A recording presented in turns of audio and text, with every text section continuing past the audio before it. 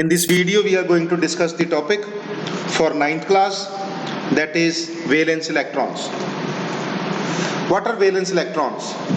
The electrons present in the outermost shell of an atom are called valence electrons. Let's understand with the help of an example, that is lithium. Lithium is having atomic number 3 and we have written the electronic configuration. It comes up to 2 in the first shell and 1 electron in the second shell. Now, in this case, the outermost shell is the second shell and the number of electrons present here in the atom of lithium is 1. Therefore, the valence electrons of lithium is 1.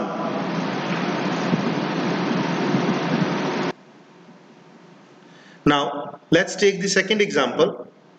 And second example, let's take of oxygen. Oxygen is having atomic number that is equal to 8. Electronic configuration comes up to 2 and 6. Here, 2 electrons are there in the first shell and 6 electrons are in the second shell. Now, the second shell is the last shell and the number of electrons in the last shell is 6. Therefore, valence electrons is equal to 6. Thus, we can find out with the help of electronic configuration of the atomic number that what is the number of electrons present in the last shell, and these electrons are called valence electrons. Now, the thing which we have to remember is the valence electrons is having maximum energy. Because they are having maximum energy, because of this maximum energy, the atoms try to react with another atoms, means to say they try to combine with another atoms so that they can attain minimum energy. Right now they are having maximum energy. When an atom becomes stable, it attains minimum energy.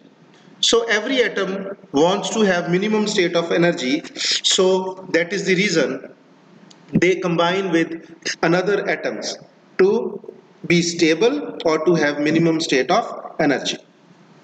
Next topic which we are going to discuss is chemical properties and valence electrons. The chemical properties of the atoms depends upon the valence electrons. Let's take the example of lithium, sodium, potassium, rubidium. These are the 4 elements. These all 4 elements are having atomic number 3, 11, 19, 37. And if we write their electronic configuration, the lithium has electronic configuration 2,1, sodium has 2,8,1, potassium has 2,8,8,1, and rubidium has 2,8,18, 8, and 1. Now if you see carefully, the valence electrons is 1. Now, the comparison of valence electrons with chemical property is, if all the elements are having same valence electrons, then they will have same chemical properties.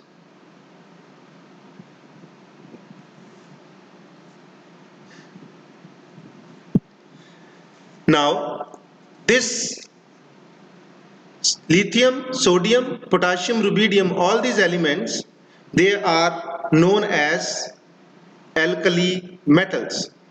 The reason behind is all of these metals reacts with water to form alkalis. That is the reason they are called alkali metals.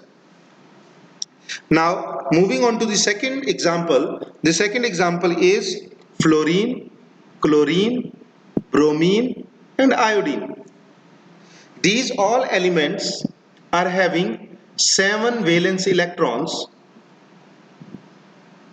7 valence electrons, 7 valence electrons and 7 valence electrons. This means all these elements which are having 7 valence electrons, they will have same chemical properties because the valence electrons are same.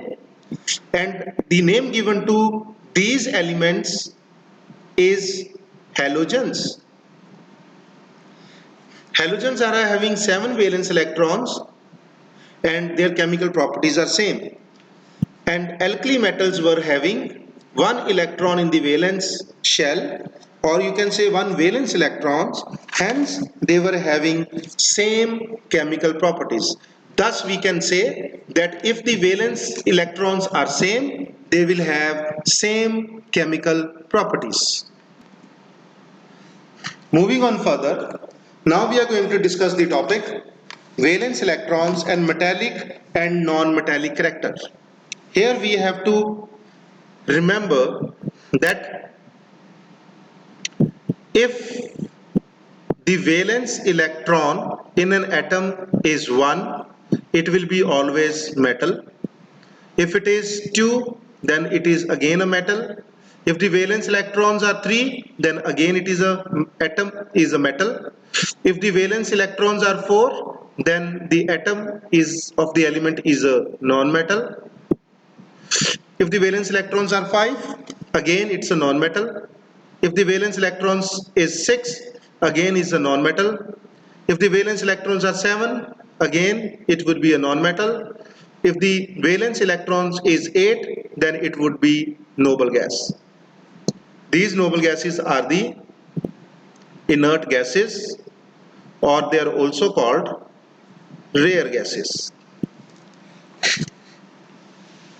There is one more noble gas which is having 2 electrons in its outermost shell, and that is helium. This helium noble gas is the only gas with valence electrons is equal to 2. Actually, helium is having atomic number 2 and it is also having valence electrons is equal to 2. So helium is the only noble gas which is not having 8 electron in its outermost shell, while it is having 2 electrons in its outermost shell, and the total number of electrons it is having is also 2. Thus we can say that if the valence electrons are 1, 2 and 3, then it would be a metal. If the valence electrons are 4, 5, 6, 7, then that element would be a non-metal. If it is 8, then it would be a noble gas, and helium is the only gas which is having valence electron is equal to 2. Now let's take few examples. Here we have written phosphorus. The atomic number of phosphorus is 12 and its atomic mass is 24. And we know that electronic configuration is written with the help of Z, that is 12, that is 2, 8 and 2. Sorry, this is not phosphorus, this is any element P. Any element P, not phosphorus. So this element P is having 12 as the atomic number and atomic mass is 24. So on writing the electronic configuration, it comes up to 2, 8 and 2. 2 is the valence electron, therefore this P is a metal. Let's take another example of any element Q that is having 16 or 30 and mass number is 31, and we know that electronic configuration of this is 2, 8 and 6. Here it is 6 at the end, means 6 valence electrons, therefore it is a non-metal. Now let's take more example for the element R. This R is having 18 as the atomic number and 40 as the mass number. On writing electronic configuration is 2, 8 and 8. 8 is the valence electrons, therefore it is a noble gas. So by writing the electronic configuration, we can find out whether an element is a metal or a non-metal or noble gas. Moving on further, let's discuss the topic isotopes. Isotopes are the atoms of the same elements which are having same atomic number but different mass number. Let's understand this with the help of an example. Hydrogen. Hydrogen is having three isotopes, H11, H12, H13. Now you can see that all three atoms is having same atomic number, but they are having different mass number. Atomic number for the three is 1, atomic mass is different. The first is having 1, the second atom is having atomic mass 2, the third atom is having atomic mass 3. So the names of these isotopes are, it is called protium, the second one is called deuterium, and this one is called tritium. And if we look carefully, we can calculate number of protons, that is 1, 1 and 1 in each case. Number of electrons, that is 1, 1 and 1 in each case. Number of neutrons here is 0, 1 and 2. You can get the number of neutrons by subtracting number of protons from atomic mass. Hence we can say isotopes are the atoms of the same elements having same atomic number but different atomic mass. Similarly, chlorine is having two isotopes.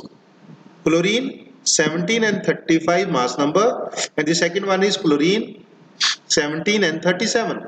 So chlorine is also having two isotopes. Similarly, moving on further, carbon. Carbon is having three isotopes. Carbon 612, carbon 614, carbon carbon is having only two isotopes, carbon 612, carbon 614. So these are the isotopes, and there are number of isotopes, but the thing to be understood is that they will have same atomic number but they will have different mass number. Moving on further, let's study the properties of isotopes. The isotopes are having the properties. The first property is that the atomic number of all the isotopes of an element is same. Because the atomic number is same, they are having same valence electrons, therefore their chemical properties are also same.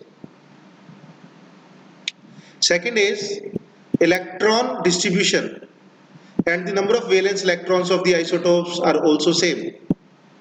The third property is all isotopes will have same valency.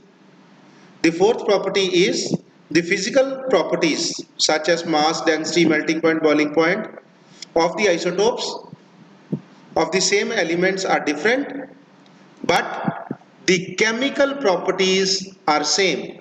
Physical properties are different, but the chemical properties are same. Moving on further, let's discuss the topic fractional atomic mass of an element. For this, you must have seen that an elements are having specific masses. For example, sodium. Sodium is having atomic number 11 and atomic mass 23. It means this mass number is not in fraction, it is without fraction. And we consider the hydrogen mass as 1. Sometimes we consider its mass 2. Sometimes we consider its mass as 3, and it depends upon the three isotopes. Overall, if we calculate the average mass, the original average mass of hydrogen